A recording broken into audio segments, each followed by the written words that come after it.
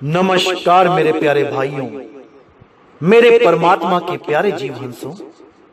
मैं परमपिता परमात्मा से यही अरदास करता हूं कि आप सब मेरे भाइयों का विवेक पहले से ज्यादा और ज्यादा से ज्यादा बढ़ता ही जाए और ऐसी कोई दुविधा ना रहे जो मेरे भाइयों को 1% भी भ्रमित कर पाए।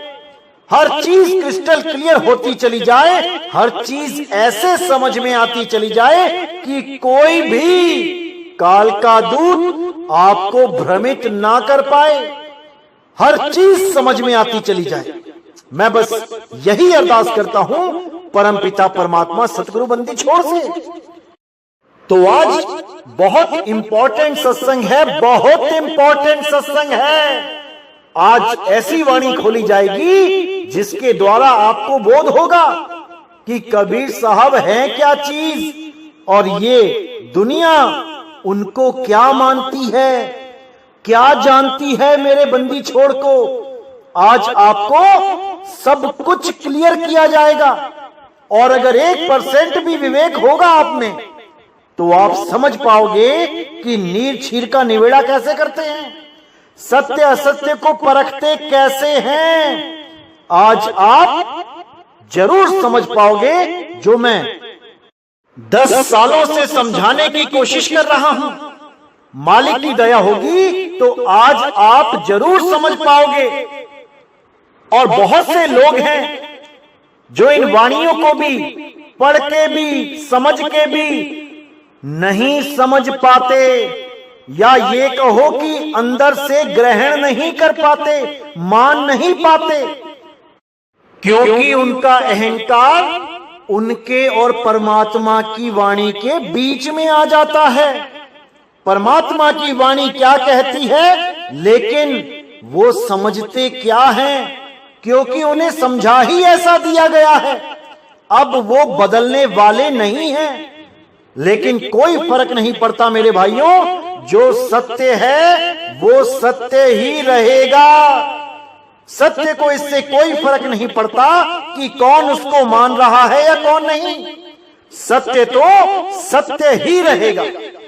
तो आज उस वाणी का खुलासा करेंगे जिस वाणी को बहुत बार पढ़ा गया है लेकिन समझा नहीं गया, क्योंकि परमात्मा के हुक्म से ये वाणी 2020 में ही खुलनी थी और इस वाणी का खुलासा आज पूरी तरह कर दिया जाएगा। जो मेरे विवेकी भाई होंगे वो इशारे को समझ जाएंगे। लेकिन दुख के साथ कहना पड़ रहा है जो मेरे भाई अविवेकी हैं, जिनमें अभी विवेक की कमी है, उनको ये वाणी समझ में नहीं आएगी। बहुत दुख के साथ कहना पड़ रहा है, लेकिन क्या करे भाई, यही सत्य है, यही सत्य है। तो आज बहुत इंपॉर्टेंट वाणी है और परमात्मा से अरदास करूंगा कि ये वाणी आपको बिल्कुल सही से सटीक समझ आ जाए और जो कबीर साहब के नाम पे बहुत से भ्रम जो दुनिया में फैलाए गए उन पर भी आप अच्छी तरह विवेक लगा पाओ कि क्या वो सत्य है जो कबीर साहब के बारे में आपको बताया जा रहा है। बहुत से लोग YouTube चैनलों पे कबीर साहब के बारे में उल्टा सीधा बोलने में लगे हैं। कोई उसको विधवा ब्राह्मणी का पुत्र बता देता है, कोई उन्हें एक धर्म प्रवर्तक बता देता है, कोई उन्हें समाज सुधारक बता देता है और कोई उन्हें एक कवि बता के प्रस्तुत कर देता है। लेकिन आज तक कोई नहीं बता पाया कि कबीर साहब अगर किसी विधवा ब्राह्मणी के पुत्र हैं तो भाई उस विधवा ब्राह्मणी का नाम क्या था, उसका पति कौन था जो मर गया था, उसके ससुर का, उसके गांव का क्या नाम था। अगर इतना पता लग सकता है कि वो विधवा ब्राह्मणी थी तो उसका कुल, उसकी जात, उसका घर, उसका मकान, उसका पति, उसका ससुर, ये क्यों नहीं पता कर पाया आज तक? क्योंकि ये सब झूठ है, ये केवल समाज को बहकाया गया है। अरे बड़े बड़े देवी देवताओं के माता पिता के नाम याद हैं, युगों युगों पहले की बातें इतिहास में दर्ज हैं, ये 600 साल पुरानी बात क्यों नहीं दर्ज कर पाए? ऐसा क्या आन पड़ा? जबकि पता भी लग गया कि विधवा ब्राह्मणी का पुत्र है, तब भी नहीं ढूंढ पाए उस विधवा ब्राह्मणी को। आखिर क्यों? क्योंकि ये सब झूठ है। और सत्य क्या है वो आज आपको वाणी के माध्यम से बताया जाएगा। तो आइए देखते हैं क्या कहती है वाणी। पूरब जन्म हम तुमरे सेवक, अब तो मिटिया ना जाई, तेरे द्वारे धुन सहज की, माथे मेरे दगाई। दागे होई सुरन मही जूझे, बिन दागे भग जाई, साधु होए सो भगत पछाने, हरि लय खजाने पाई। यानी शुरू से ही हम तो तुम्हारे सेवक हैं, तुम्हारे ही हुक्म से प्रचार करने आते हैं, और ये जन्मना मरना ये हमें रोग नहीं लगा है, ये आम जीव को रोग लगा है। अब तो मिटिया ना जाए, यानी चाह के भी अब मिटा नहीं जा सकता, मर नहीं सकते, क्योंकि हम पहले से ही जन्म मरण से परे थे। इसको गहराई से समझना है मेरे भाइयों। कबीर साहब यहां पर जो बता रहे हैं ये बहुत गुप्त भेद है, लेकिन इसको समझने के लिए आपको विवेक शक्ति की जरूरत पड़ेगी। अगर विवेक सही लग गया तब समझ लो कि वाणी बिल्कुल साफ समझ में आ जाएगी। अगर विवेक नहीं लगा तब आप भी वही समझते रह जाओगे जो इन वाणियों को पढ़ने वाले समझते रहे आज तक। इसलिए पूरा विवेक जगा के रखना है, एक एक शब्द की गहराई में उतरना है। अब यहाँ पे साफ लिखा है कि पूरब जन्म हम तुमरे सेवक। अब ये लोग क्या कहेंगे बहुत से लोग यहाँ पर कि भाई कबीर साहब भी एक आम भगत हैं, बाकी भक्तों की तरह आए और इस दुनिया में भक्ति करके चले गए। लेकिन जब वाणी को गहराई से देखोगे तो समझ में आएगा कि ये बिल्कुल गलत है, क्योंकि भक्ति करने वाला एक बार मुक्त हो जाए तो दोबारा नहीं आता, जन्म मरण का रोग खत्म हो जाता है। अगर कबीर साहब एक आम संत होते तो यहां लिखा है पूरब जन्म हम तुम्हारे सेवक, यानी पिछले जन्मों में भी हम तुम्हारे सेवक थे। तो अगर पिछले जन्म में सेवक थे तो इस जन्म में कैसे आ गए भाई? पिछले जन्म में ही मुक्त हो जाना चाहिए था। तो इसका मतलब ये वाणी में गलत लिखा है, या फिर ऐसा हो गया होगा कि पिछले जन्म में सेवक तो होंगे लेकिन भक्ति सही नहीं कर पाए, इसलिए वापस आ गए। लेकिन वाणी क्या कहती है कि पिछले जन्म में हम तुम्हारे सेवक थे, यानी हम शुरू से ही तुम्हारे सेवक हैं और इस सारी दुनिया को ज्ञान बांटने के लिए तुम्हारे ही हुक्म से आते हैं। हमारे सिवा और कोई नहीं है जो इस पूरे संसार में किसी को भी सत्य ज्ञान दे सके, वो असल ज्ञान दे सके। बाकी जितने भी हैं ये सब आपसे भक्ति तो करवा देते हैं लेकिन सत्य भक्ति नहीं करवा पाते। ये आपसे सेवा तो करवा देते हैं लेकिन सत्य सेवा नहीं करवा पाते। ये आपको मंत्र तंत्र जंत्र तो दे देते हैं लेकिन सार शब्द नहीं दे पाते, सार शब्द का भेद नहीं बता पाते। इसीलिए कबीर साहब बार बार इस संसार में आके जीवों को चेताते हैं, उन्हें समझाते हैं, उनको सही मार्ग दिखाते हैं, लेकिन दुनिया उनको नहीं समझ पाती कि ये है कौन। अरे वो परमपिता परमात्मा का ही नौतम सूरत रूप है। नौतम सूरत यानी नया, यानी तुम लोग हो चुके हो पुराने, बार बार आने जाने के कारण, लेकिन वो इस जगत में नया रूप लेके आता है, इसीलिए उसको नौतम सूरत बोला गया है। वो नया ज्ञान लेके आता है नया रास्ता समझाने आता है। वो रास्ता नहीं समझाता जो पहले से ही चलते आ रहे हैं, ये नकली रास्ते, ये त्रिकुटी वाला रास्ता, ये श्वासों वाला रास्ता, ये इंगला पिंगला सुषमना वाला रास्ता, ये चक्र भेदन वाला रास्ता, ये 5 तत्वों की पूजा करने वाला रास्ता, ये जप तप नियम व्रत पूजा पाठ वाला रास्ता, इन सब से अलग वो नया रास्ता लेके आते हैं।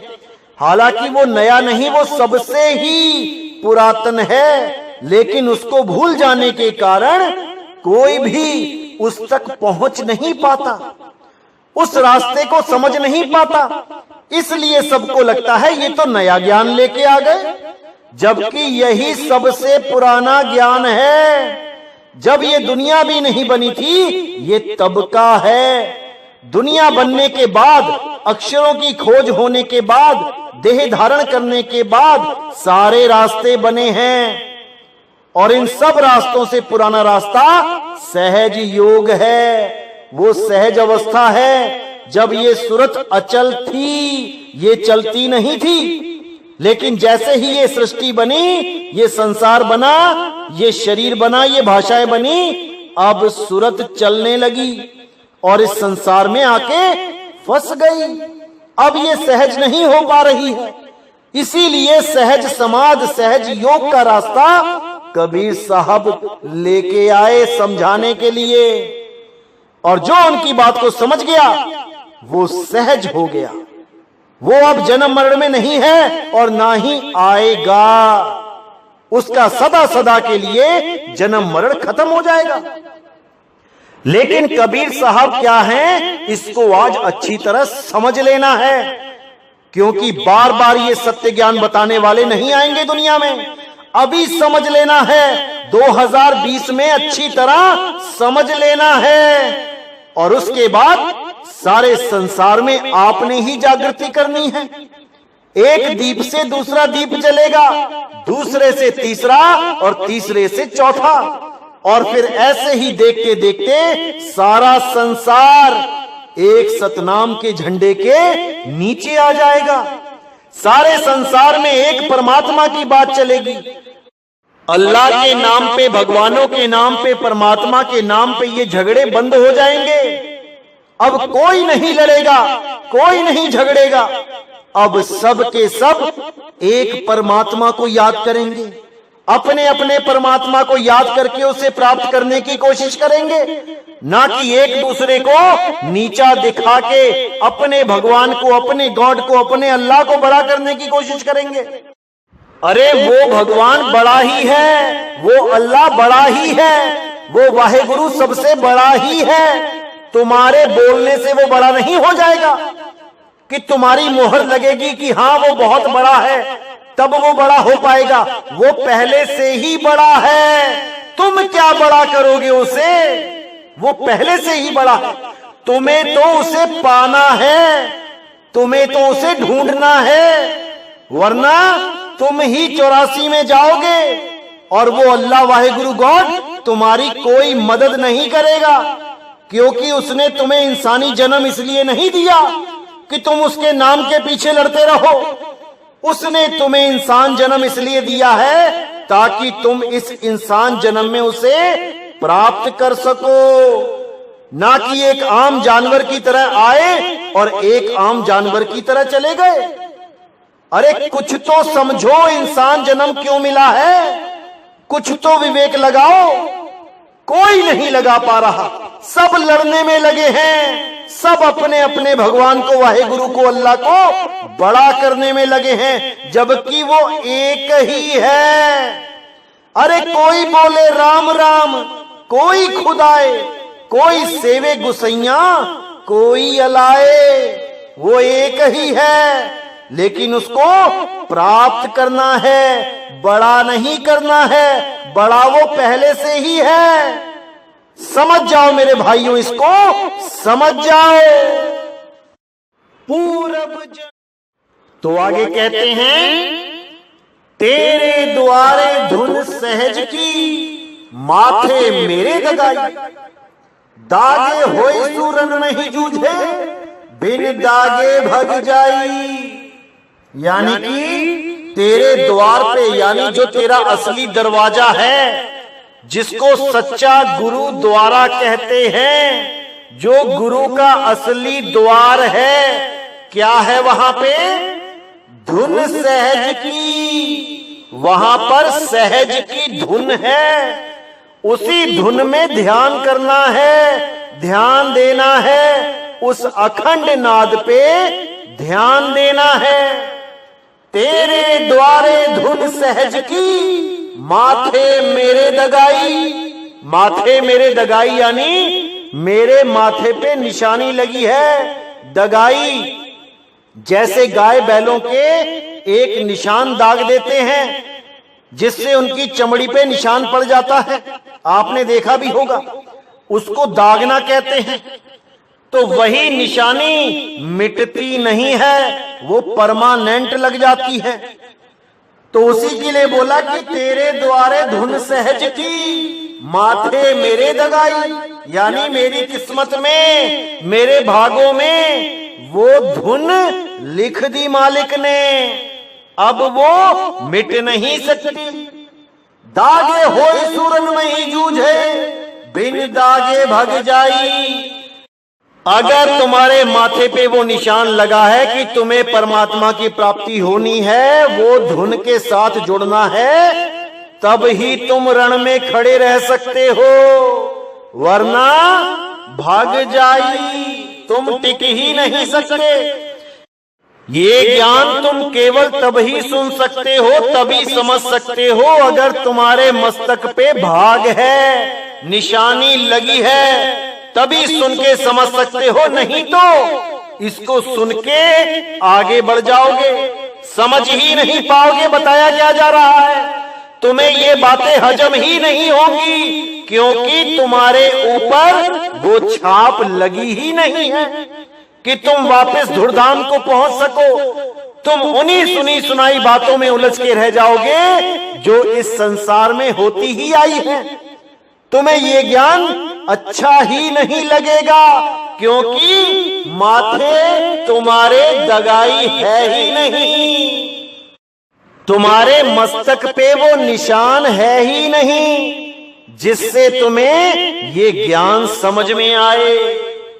तो क्या कहते हैं?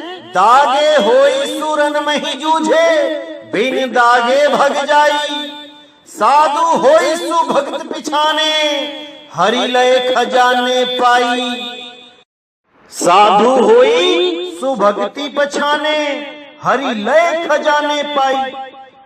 जब इसकी परख हो जाती है सच्चे नाम की, और उसके बाद जब साधना शुरू कर लेते हैं, तब हम साधु हो जाते हैं। जो साधना करता है वही साधु है, जो उस शब्द को साधता है वही साधु है, जो सूरत को शब्द में लगाए वही साधु है। साधु होई सुभक्ति पछाने, हरि लय खजाने पाई। साधु होके भक्ति पहचान में आती है, उसकी परख हो पाती है, उस शब्द का अनुभव हो पाता है। उसके बाद क्या मिलता है? हरि लय खजाने पाई। वो हरि का खजाना, वो परमात्मा का खजाना, वो अल्लाह वाहिगुरु गॉड का खजाना, वो हमें मिल जाता है, और हम एक भिखारी से एक राजा बन जाते हैं। बिना सच्ची भक्ति के भेद के हम भिखारी ही रह जाते हैं, जबकि हम सबके पास हीरे मोती लाल हैं, लेकिन हम उसको जान नहीं पाते। अरे भीखा भूखा कोई नहीं, सबकी गठड़ी लाल, गांठ खोल देखा नहीं, ताते भय कंगाल। हम कंगाल इसलिए हैं क्योंकि हमें कोई भेदी गुरु नहीं मिल रहा, जो हमें हमारा ही ज्ञान दे दे। हमें ऐसे गुरु मिल रहे हैं जो हमें अक्षरों का ज्ञान देते हैं, 52 अक्षरों का जाप जपवाते हैं, हमें श्वासों का जाप करवाते हैं, हमें पांचों तत्वों की पांचों धुनों में उलझा देते हैं, हमें जप तप व्रत नित्य नेम संयम पूजा पाठ में उलझा देते हैं, हमें तीर्थों में उलझा देते हैं। कोई ऐसा नहीं मिल रहा जो हमें आत्म ज्ञान करा दे। आत्म ज्ञान के नाम पे हमें गुरु की फोटो का ध्यान करवा देते हैं, गुरु के शरीरों का ध्यान करवाते हैं। कई लोग तो कहते हैं तुम्हें लाठी वाला गुरु मिलेगा रास्ते में। क्या सोच के लोग बोलते हैं, मैं तो हैरान हूं। अरे क्या गुरु कोई शरीर है जो लाठी वाला मिलेगा? वो गुरु शब्द है, शब्द। अरे शब्द गुरु सुरत धुन चेला, मिले परस्पर भया अकेला। अरे ना कोई गुरु ना कोई चेला, तू उड़ जा हंस अकेला। अकेले ही उड़ना है मेरे भाई। गुरु तो ज्ञान रूप में आपके साथ होता है, अंग संग होता है। जब कोई बच्चा किसी तैराक से तैराकी सीख ले तो वो तैराक ज्ञान रूप में अपने शिष्य के साथ सदा सदा होता है, ना कि वो अपने शिष्य को बचाता हुआ घूमता है, कहीं मेरा बच्चा पानी में ना गिर जाए, मेरा शिष्य पानी में ना गिर जाए। अरे नहीं, वो ऐसी कला सिखा देता है कि वो बच्चा ही गुरु हो जाता है। अरे आपे गुरु आपे चेला, इसको समझना है मेरे भाइयों, इसको समझना है। गुरु केवल मार्गदर्शक होता है, इससे ज्यादा कुछ नहीं। जो रास्ता उसने चुना है वही आपको बता देता है। जहां तक वो पहुंचता है आपको पहुंचा देता है, ना कि आपको पीठ पे लाद के लेके जाएगा वो। इस गलतफहमी से, इस भ्रम से निकल जाओ मेरे भाइयों, निकल जाओ। तुम खुद इतने समर्थ हो जाते हो कि तुम खुद विहंगम चाल से उस मालिक के दरवाजे पे पहुंच जाते हो, जिस दरवाजे के बारे में बताया जा रहा है कि तेरे द्वारे धुन सहज की, माथे मेरे दगाई। तो आगे क्या कहते हैं? कोठरे मही कोठरी, परम कोठी विचारी, गुरु दीनी वस्तु कबीर को, ले वह वस्तु समारी। कबीर दी संसार को, लीनी जिस मस्तक भाग, अमृत रस जिन पाया, फिरता का सुहाग। कितना स्पष्ट बता दिया है, इसको अच्छी तरह समझना है मेरे भाइयों। एक एक शब्द में बहुत गहरे अर्थ हैं, बहुत गहरा भाव है। इसको आप समझोगे तो बिल्कुल सही से समझ पाओगे। मैं मालिक से इसीलिए अरदास करता हूं कि आपको इतनी विवेक शक्ति दे कि आप मेरी एक एक बात को समझ सको, क्योंकि बहुत ही सुपर कोड लगे होते हैं, ऐसी बातें लिखी गई होती हैं जो पढ़ने से समझ में नहीं आती, जब तक कोई भेदी उस भेद को ना खोल दे। तो आज इस वाणी के माध्यम से आपको समझ में आएगा कि कबीर साहब क्या बताए थे और दुनिया क्या समझती रही। तो विचार करना है। कहते हैं कोठरे माही कोठरी, परम कोठी विचारी, यानी कि 3 कोठरी बता दी यहां पे। पहली कोठरी है तन कोठरी और उसी कोठरी में है मन कोठरी। कोठरी मही कोठरी, अब इन दोनों में कोई भी परम कोठरी नहीं है। संतों तन खोजा मन पाया, मन ही श्रोता मन ही वक्ता मन ही निरंजन राया। तो यहां पर कोठरी में कोठरी बताया कि तन को खोजा तो मन को पाया। मैंने पहले भी बताया था कि त्रिकुटी यानी 3 कुटी, तन कुटी, मन कुटी, आत्म कुटी, जिसको शब्द कुटी कहते हैं। ये तीसरी कुटी ही परम कुटी है। इसी कुटी की खोज करनी है, नहीं तो तन में से मन को ही प्राप्त करते रह जाओगे बार बार। तन में खोज करोगे तो मन में ही समाओगे, ज्योत में ही समाओगे, क्योंकि तन में ही ज्योत विराजमान है, यही मन है। तन में खोजोगे तो मन ही मिलेगा, कोठरी में खोजोगे तो कोठरी ही मिलेगी, लेकिन वो परम कोठरी नहीं है। परम कोठरी है शब्द गुरु। इसीलिए बोला सुरत समाए शब्द में, वाको काल न खाए। वही परम कोठरी है जो तीसरी है। इन कोठरी में कोठरी के चक्कर में नहीं पड़ना, उस परम कोठरी को पहचानना है जो भेदी गुरु के द्वारा लखाया जाता है। अरे सोई गुरु पूरा कहावे जो 2 अक्षर का भेद बतावे। एक छुड़ावे एक लखावे तब प्राणी निज घर को जावे। वो 2 अक्षरों का भेद बता के एक को छुड़वा देता है जो आपने ऑलरेडी पकड़ रखे हैं। छुड़वाया तभी जाता है जो चीज आपने पकड़ी हुई है, उसको छोड़ देना है और उसको पकड़ना है जो आपको नहीं पता है, लेकिन वस्तु आपके पास ही है। अरे वस्तु कहीं ढूंढे कहीं कैसे लागे हाथ, गुप्त वस्तु तब मिले भेदी लीजे साथ। भेदी लीना साथ में दीनी वस्तु लखाए, कोटि जन्म का पंथ था पल में पहुंचा जाए। समझ जाओ मेरे भाइयों, इसको समझ जाओ। तो कहते हैं कोठरे मही कोठरी परम कोठी विचारी, गुरु दीनी वस्तु कबीर को ले वहु वस्तु समारी। यानी गुरु ने वो वस्तु कबीर को दी। अब यहां पर बहुत भेद है, बहुत गुप्त ज्ञान है। असल में कबीर साहब ये कभी शो नहीं करते कि वही सर्वे सर्वा है, वही सतपुरुष हैं जो सारे संसार को जगाने के लिए देह धारण करके आते हैं। लेकिन वो देह हमारे जैसी नहीं होती कि मां के गर्भ में उल्टा लटक के 9 महीने पूरे करके वापस इस दुनिया में आए। वो कभी भी प्रकट कर देते हैं, कहीं से भी गुप्त हो जाते हैं। जैसे मगहर में गुप्त हुए थे, इतने शिष्यों के बीच में जब वो झगड़ा करने लगे कि हम जलाएंगे, हिंदू कहते जलाएंगे, मुस्लिम कहते हम दफनाएंगे, लेकिन दोनों को ही शरीर नहीं मिला। इसीलिए मलुक जी ने कहा, अरे काशी तज गुरु मगहर आए दोनों दीन के पीर, और कोई गाडे कोई अग्नि जरावे ढूंढ न पाया शरीर, जपोरे मन केवल नाम कबीर। कोई भी उनकी लाश को प्राप्त नहीं कर पाया क्योंकि वहां पे कोई लाश ही नहीं थी। तब भी ये लोग नहीं समझ पाए कि ऐसा कैसे हो गया।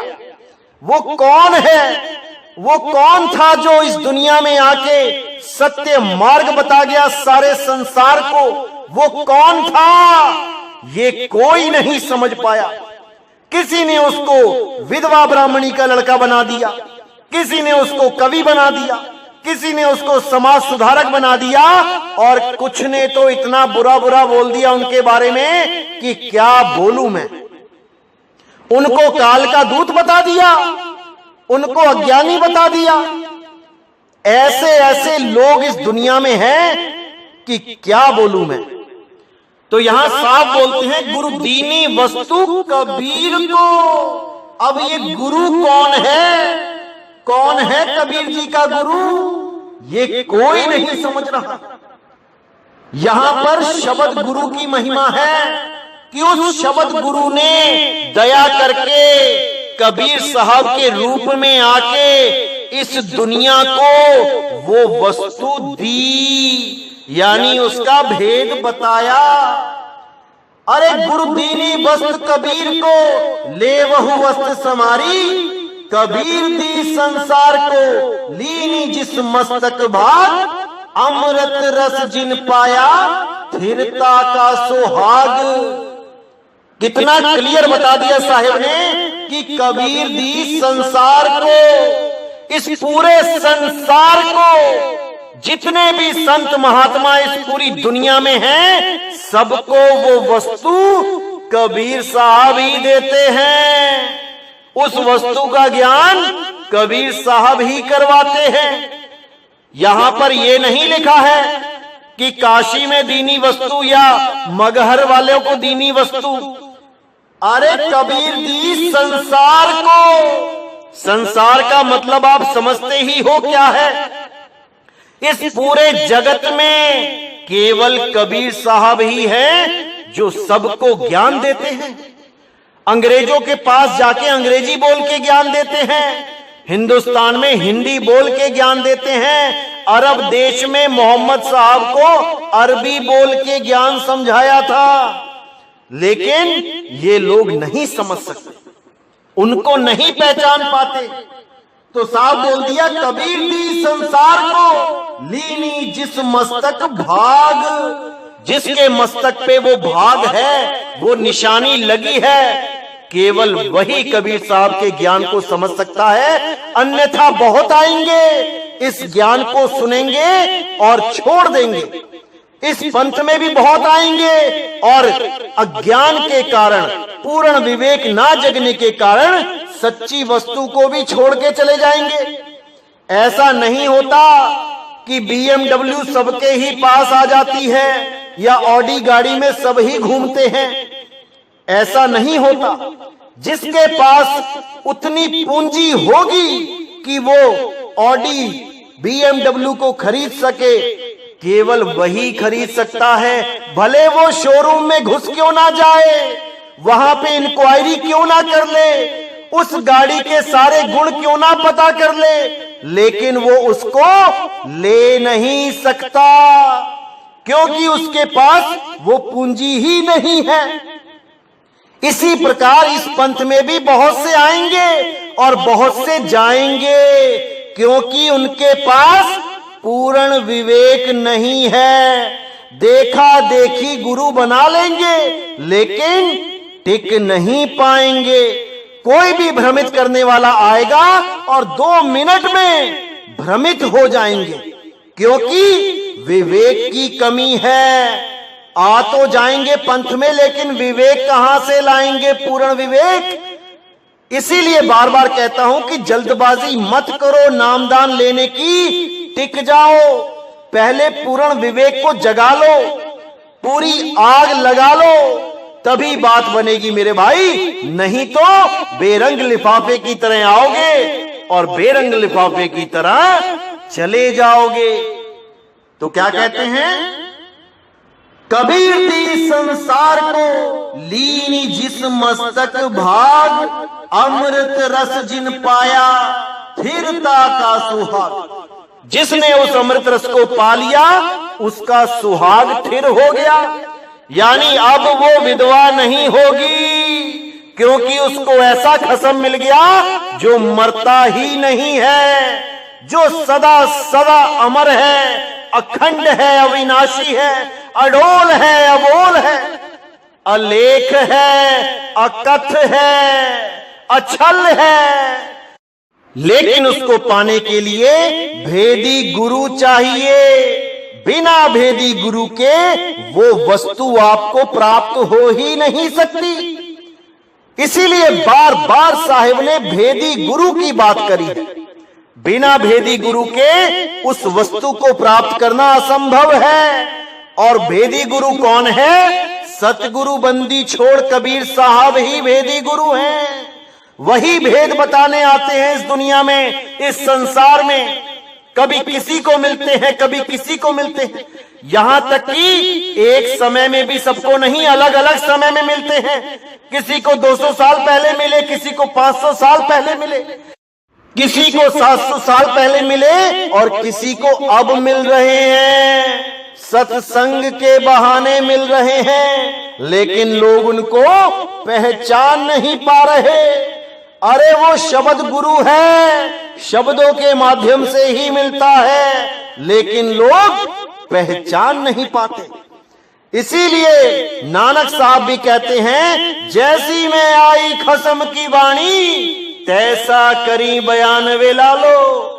जैसी खसम की वाणी मेरे अंदर से निकलती है, उसको वैसा ही बयान करना, क्योंकि मैं नहीं, मेरा खसम बोल रहा है। मेरे अंदर मेरा खसम बोलता है। इसीलिए गरीबदास जी ने भी बोला, गरीब पुरुष कबीर ने देह धरा नहीं कोई, शब्द स्वरूपी रूप है, घट घट बोले सोए। वो घट घट में विराजमान है, वही बोलता है, उसी को पहचानना है मेरे भाई, उस बोलता राम को पहचानना है। अरे चाम के महल में बोलता राम है, तू राम और चाम को चीन भाई, उसको चीन लो, और जो उसको चीन लेगा वो इस चाम से, इस हार्ड मांस के शरीर से परे हो जाएगा। फिर उसका जन्म मरण सदा सदा के लिए खत्म हो जाएगा। बहुत से लोग ये समझते हैं कि कबीर पंथी तो अपने गुरु की बढ़ाई करते रहते हैं, सभी अपने गुरु की बढ़ाई करते हैं, इसमें क्या बड़ी बात है। तो मेरे भाइयों, ऐसा बिल्कुल नहीं है। मैं शुरू से ही कबीर पंथी नहीं था, मैंने पहले और भी गुरु धारण किए थे, और अगर मैं केवल अपने गुरु को बड़ा करने के सिद्धांत पे चलता तो कभी भी ज्ञान आधार से आगे ना बढ़ पाता, मैं वहीं अटका रह जाता। लेकिन मैंने देह गुरु से आगे ज्ञान गुरु को माना है। जहां पर भी आपको आगे का ज्ञान मिलता है, आप हमेशा आगे ही बढ़ते जाओ, तभी आपकी उन्नति होगी, तभी आपकी प्रगति होगी। जैसे कोई बच्चा एक लक्ष्य को साधते हुए अपने वर्तमान के गुरुओं को त्याग के आगे बढ़ता जाता है, और एक समय ऐसा आता है जब वो अपने लक्ष्य को प्राप्त करता है, असल में सफल वो तभी कहलाता है। इसलिए नहीं कहलाता कि उसने कोई भी गुरु धारण किया है। पता नहीं कितने गुरुओं को बदल के उस मूल ज्ञान तक पहुंचा है वो, जिसको पाने के लिए उसने पहली, दूसरी, तीसरी, 8वीं, 10वीं कक्षाएं पार करी। वो कोई एलकेजी यूकेजी करने नहीं आया था दुनिया में, जो वो एक गुरु धारण करके वहीं बैठा रहे, उसी को बड़ा बनाता रहे। अरे मंजिल बहुत दूर है, दिल्ली बहुत दूर है। तुम्हें समझना पड़ेगा कि तुम्हारा लक्ष्य क्या है, मुक्ति है या केवल गुरु बनाना है, फॉर्मेलिटी निभाना है। कबीर साहब कहते हैं, जब लग मिले नहीं शब्द वो साचा, तब लग गुरु करो 10 पांचा। अरे कितने ही गुरु कर लो, तुम्हारा मुद्दा है असली शब्द को प्राप्त करना, क्योंकि असली शब्द ही असली गुरु है। वो सच्चा शब्द ही सबका गुरु है, गुरु उसी को शब्द गुरु बोलते हैं, उसके अलावा और कोई नहीं है। वही सबका बाप है। अरे साहिब सबका बाप है, बेटा किसी का नहीं, और बेटा होके जन्मया सो तो साहिब नहीं। ये जितने भी गुरु हैं ये सब किसी ना किसी के बेटे हैं। ये शब्द गुरु नहीं है भाई। शब्द गुरु कभी किसी मां के पेट से जन्म नहीं लेता। शब्द गुरु कभी 9 महीने उल्टा लटक के नहीं आता। वो तो बंदी छोड़ है, वो बंधनों से छुड़ाने वाला है, ना कि वो स्वयं बंधनों में आने वाला है। अरे देही को सतगुरु कहे, ये है धूंधर ज्ञान, 4 दाग आवे नहीं, वाको सतगुरु जान। वो 4 दागों में नहीं आता। पहला दाग मां के पेट से नहीं आता, दूसरा दाग भोजन नहीं ग्रहण करता, तीसरा दाग भोग विलास यानी शादी नहीं करता अपने बच्चों के साथ, और चौथा दाग वो कभी मृत्यु को प्राप्त नहीं होता, लाश छोड़ के नहीं जाता। इन 4 दागों में कोई भी आता है वो शब्द गुरु नहीं है। भले ही शब्द गुरु देह धारण करके क्यों ना आए, फिर भी वो इस प्राकृतिक देह से परे है। वो केवल दिखने में आता है, हमें होता नहीं है। इसीलिए 52 बार कबीर साहब को खत्म करने की कोशिश की गई, मारने की कोशिश की गई, लेकिन सब विफल रहे। अरे गंगा की लहर में मेरी टूटी जंजीर, मृगशाला पे बैठे कबीर, कौन मारेगा उसे? उस बंदी छोड़ को कोई नहीं मार सकता, वो सबका परम पिता है। लेकिन दुख की बात है कि हम उसे पहचान नहीं पाए। वो बार बार आके ज्ञान समझा के चला गया, लेकिन हम उसे जान नहीं पाए कि वो जन्म मरण से परे है। हमने उसे समय सीमा में बांध दिया, जबकि वो चारों युगों में बार बार आके ज्ञान समझाते हैं, मुक्त होने का रास्ता बताते हैं। अगली वाणी में मैं आपको जरूर समझाऊंगा, जरूर बताऊंगा कि जो कबीर पंथी नहीं भी है संत, जिनके नाम के साथ कभी कबीर पंथी जुड़ा नहीं, वो भी कबीर साहब की महिमा जानते हैं, क्योंकि उनको भी कबीर साहब ने ही रास्ता दिखाया। अगले सत्संग में ये खुलासा भी कर दिया जाएगा। तो इसी के साथ आज मुझे विदा करें, और अगला सत्संग बहुत जल्दी आएगा। तब तक के लिए मुझे विदा करें और भक्ति करें, बहसबाजी में ना पड़ें। कोई भी आपके साथ बहस करता है, शांत रहें, क्योंकि संत ही शांत है। अगर कोई आपको कुछ बुरा भला कह भी देता है अज्ञानता में, तो उसको भी अपना भाई समझ के क्षमा करें, और कभी भी किसी को ऐसी बात ना बोले कि गलत वचन उसके दिल को आघात करे, क्योंकि परमात्मा उसमें भी है, वो भी मालिक का बच्चा है। इसलिए अगर कोई तुम्हें बुरा भला कह भी देता है तो उसको सहो, सहना ही है, क्योंकि संतों का काम ही सहना है। अरे खोद खाद धरती सहे, कांट छांट बन राए, और कटु वचन साधु सहे, और से सहा ना जाए। वो सबसे सहा नहीं जाता। कटु वचन को केवल साधु सह सकता है। सारी दुनिया उसको भला बुरा कहे, लेकिन वो सबकी बातों को सह सकता है। अरे आवत गारी एक है, पलटत होए अनेक, कहे कबीर नहीं पलटिए, वो रही एक की एक। तो मेरे भाइयों, आज का सत्संग यहीं समाप्त करता हूं, और अगला सत्संग बहुत जल्दी आएगा। इसी के साथ मुझे विदा करें, और उम्मीद करता हूं कि जो आज सत्संग आपने समझा है वो अच्छी तरह समझ में आ चुका होगा। एक एक शब्द पे विचार करना है मेरे भाइयों, तभी जन्म मरण से मुक्ति मिलेगी और सत्य मार्ग को प्राप्त कर पाओगे। तो अब मुझे विदा करें। बोलिए सतगुरु बंदी छोड़ सतगुरु सत्य कबीर साहिब की सदा ही जय हो, सदा ही जय हो। मेरे मालिक की साहिब बंदगी सतना।